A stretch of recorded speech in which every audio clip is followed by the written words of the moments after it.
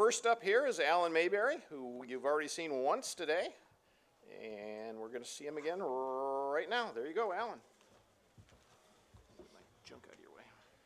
Very good. Thanks, Carl.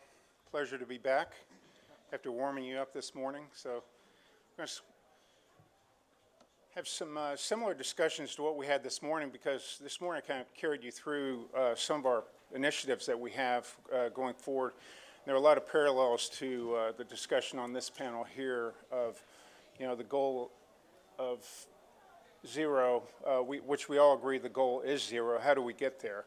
And my goal here today is to carry you through sort of a history of our oversight as it relates to integrity management, kind of discuss some of the outcomes, concerns, some of our observations, and then recent developments. What are we doing as the regulator, and what are we doing in carrying out our oversight role related to integrity management?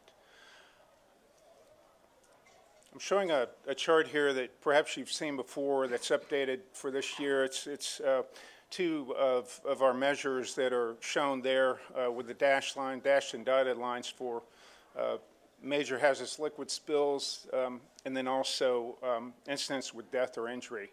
As you can see, there's a declining trend as we go forward, and that's a trend that we show often. We like to see this, but this is one data point.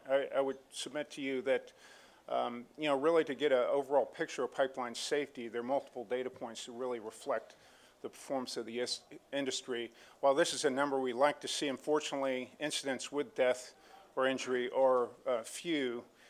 We need to learn from them and move forward from them and apply those learnings, because any injury or any death is unacceptable, any incident for that matter. And how do we get to zero? We find that to close that gap that you see, between where the number is as of the end of 2015 and between where it is or ended up there and zero, how do we get to zero?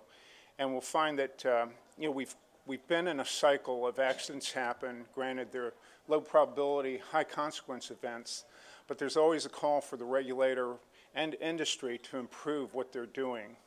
And we seem to be in that cycle of accidents happen, improve the regulations, implement the regulations, and the cycle starts over. How do we break that cycle? I'm going to talk a little bit about how we get there and how we see that we get there. But before I do that, I'll take you through a little walk down memory lane related to integrity management and the inception of integrity management as an oversight tool that PHMSA has used for the last 20 years. You'll recall the Bellingham accident of 1999 and then followed by Carlsbad in 2000. After that is when PHMSA issued the first integrity management regulations in the early 2000s. And the regulations had a prescriptive element to them and then also management-based elements. But the introduction of integrity management really was a major paradigm shift to how we oversee the industry and how pipelines are overseen by the operators, by the regulated community. But they introduced this concept of high consequence areas and risk assessments and risk frameworks to manage pipeline integrity. And knowing the risk, understanding the risk, and acting on that risk with preventive and mitigative measures that are used to address those risks or threats. We also included repair criteria as a prescriptive element. And as we go forward, I'm going to talk about it in a little bit, we're kind of tweaking those as we go forward. As we look to go to zero, we're looking to add a little more prescription to those requirements from the original regulations. And then, of course, like I said, the management-based elements, the performance-based, it was a paradigm shift, but it introduced the concept of risk management. It went beyond the traditional requirements before that time of, say, managing corrosion on the pipeline, ensuring good corrosion protection, doing leak surveys, inspecting valves, inspecting regulators, pressure control equipment.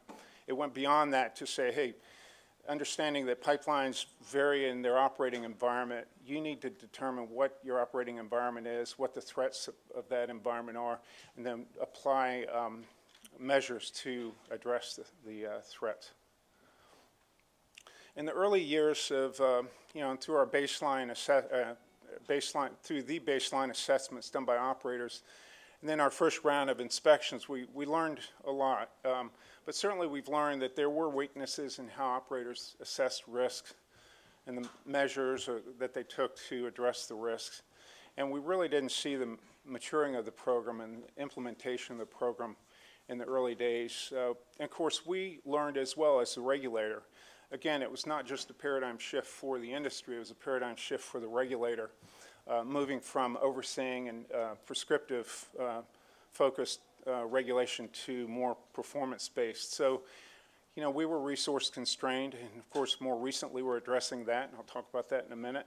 But it was an adjustment for us. Again, it was a shift in how we look at pipeline safety, from checking if things were done on time to checking and reviewing risk assessment plans, and are they really relevant for the pipeline, you know, that you're dealing with. So we had to adjust to that. And then, you know, and this was mentioned in the, which I love that session on performance versus prescriptive regulations, the challenge of enforcing, inspecting and enforcing those subjective regulation. It is a lot more work and does take, you know, a stronger case to move a case forward if there are issues that are found. And then just the, you know, the measuring of the program and, you know, continual improvement aspect. The focus on, you know, integrity management is really not, it's like safety management systems. It's not a, and it's actually a form of SMS, but it's not a destination. It's a journey of continual improvement and knowing and understanding your system. You know, we move forward back, you know, to 2010 when there were two notable incidents, San Bruno and Marshall, Michigan, one on natural gas transmission, the other on hazardous liquid. And here again, we've got further learnings in the aftermath of those, and actually the aftermath of other incidents. Those are just two of the notable ones, but you know, looking at those incidents, other incidents, and then our inspection findings, that there's still some things that we need to do differently moving forward. Certainly, the risk models are one notable area where we've seen that, you know, the index models, the simplistic type of index models, we're probably good at, you know, prioritizing segments of pipe, but they're probably not so good at allowing you to be investigative, to look for specific issues that may be out there, because you might mask a certain threat that might be buried in the data somewhere. So we need to move beyond that, and I'll get to that in a minute on what we're doing about that and what we collectively are doing actually about that. And then, you know, just inadequate consideration of attributes is another finding more recently. You know, the variables right there, those are some of them. You know, notably lessons learned from other areas of the system. You know, for integrity management, it's not just about, you know, dealing with that one segment, but if you learn something about that's a threat in another part of your system, it needs to be, that learning needs to be applied in other segments, not just, you know, it needs to be taken to the segments that you're dealing with. And then, of course, using tools that were inadequate to address some threats. We saw issues where, you know, maybe the direct assessment was used where maybe crack detection tools might be a better tool to use in that area. And then just moving on, continuing on that, repair criteria and schedules have allowed some sizable defects to remain in service for long periods of time that in some cases will grow to failure. And then the analysis of discovered defects, and really the tendency to want to rationalize not excavating versus really actively seeking to investigate and look for and discover injurious or potentially injurious defects. Some examples there include, you know, certainly the Marshall incident where we had an issue of interactive threats, and then the more recent accident out in Santa Barbara on the Plains system where we had an issue of some undercalled inline inspection results, along with you know, the need to do a better job of validating tool performance. And that's a theme that we've seen there in particular, tool performance validation. So how do we get to zero? You know, certainly we need, it will rely on addressing the culture of, or the tendency to have a culture of minimum compliance. In other words, that it's not just about following the pipeline safety regulations, which is a minimum federal standard. It's the floor, it's the ceiling. I mean, it's the floor, and definitely not the ceiling of what needs to be done to ensure safety. It's a starting point, but actions need to be taken regardless of what the federal standard is to ensure safety. And and I mentioned this earlier today as far as the cycle of just merely responding to the most recent incident, which we do. We respond to and learn from the more recent incidents, but we need to look and prevent the next incident. So that needs to be our focus. And that's why as we look to go to zero, we really are pleased to see the progress on pipeline safety management systems. You know, I applaud the collaborative effort that was done to develop that standard, the API 1173 standard, which was done in response to an NTSB recommendation.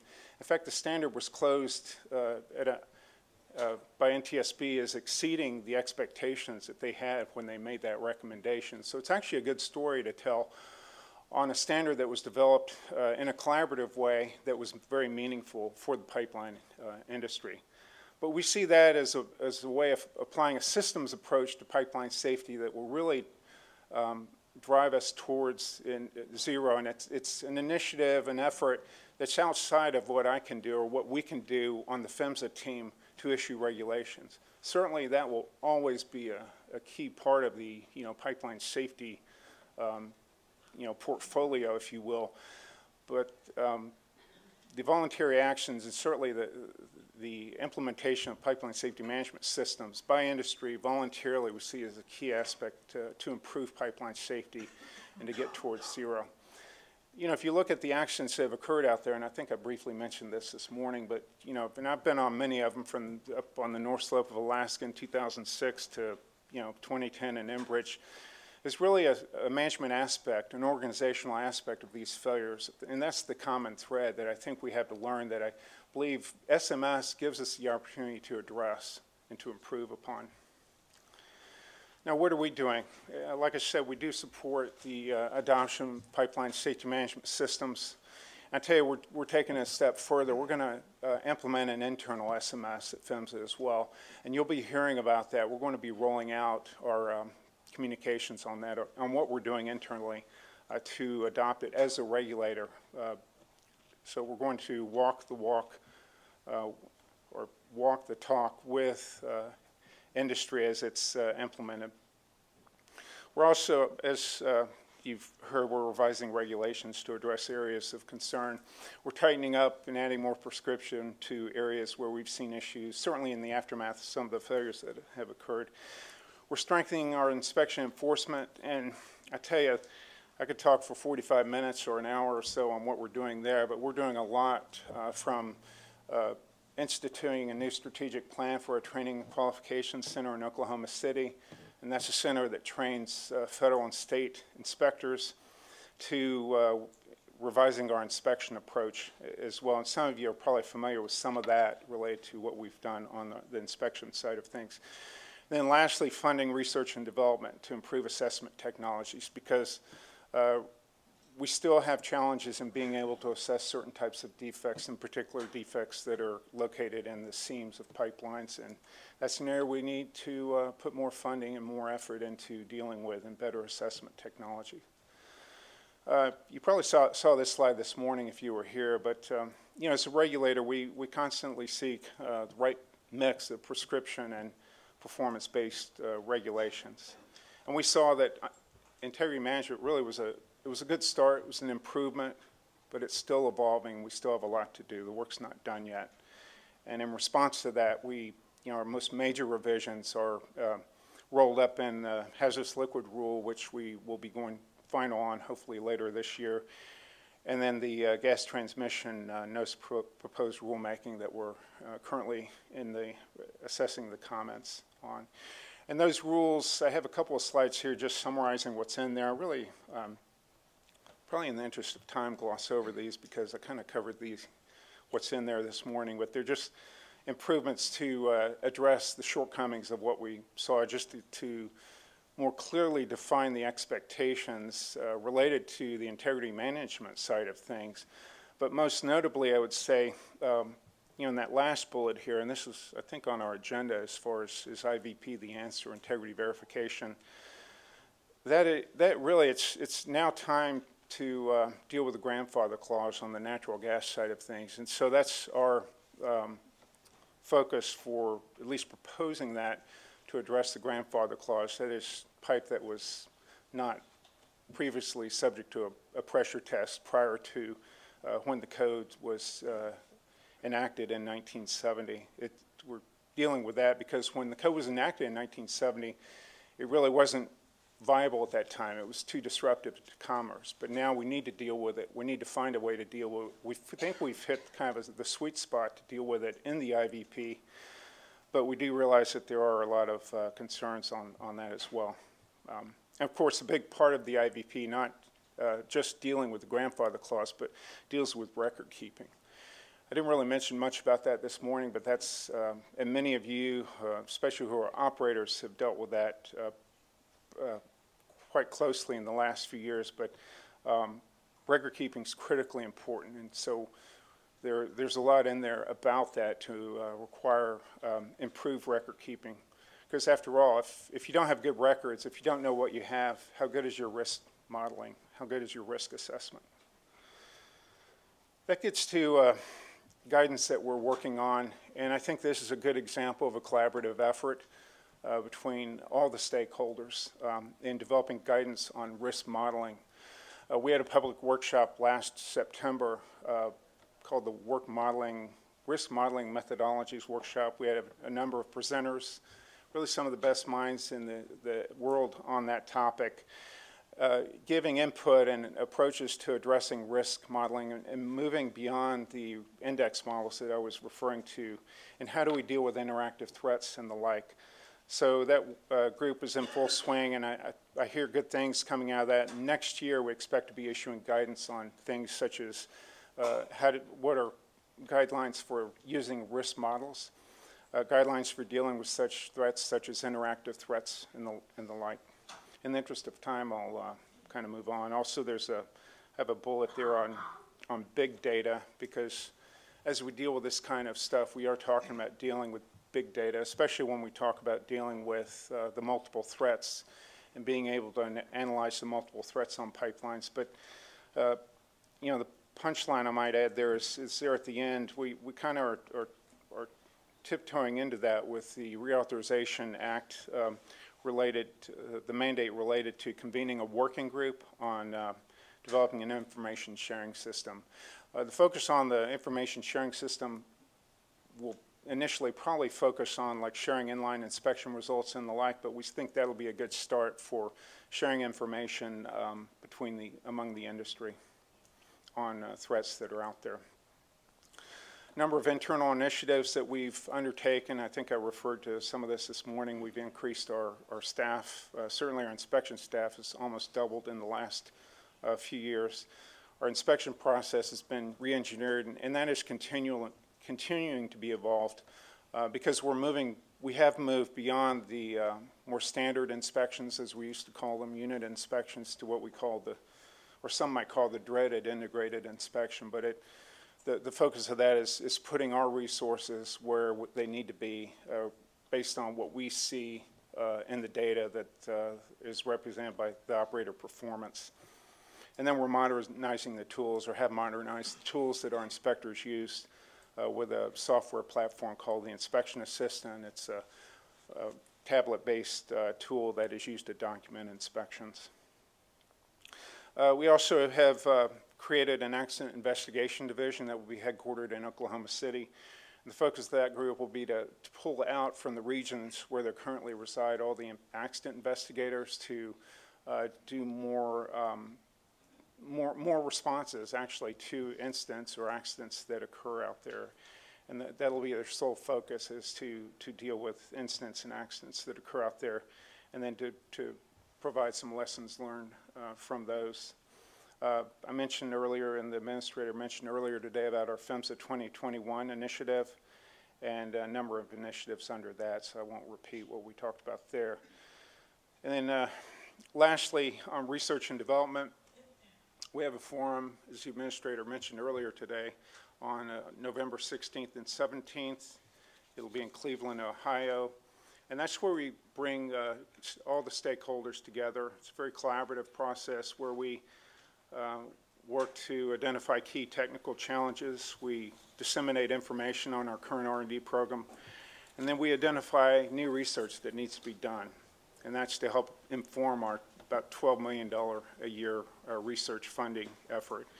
I have the website link there that you can find more information on that, but we welcome your attendance at that. So just in closing, I would say, you know, as far as getting to zero accidents, you know, as the regulator, we do take each accident seriously. We do look at each accident and do apply lessons learned or learn from each one, and we expect that the industry and the regulated community does that as well, and that's our expectation. We're working on continual improvement as far as finding the right balance between performance-based regs and prescriptive-based regulations. And we are collaborating with all stakeholders. I think the risk modeling work group is an example of that work that we're doing to collaborate with stakeholders. We're working to improve our oversight performance. Key part of that is developing employees and training employees, and we have a huge re-engineering of our training program that's underway, like I mentioned, that's for our facility in Oklahoma City.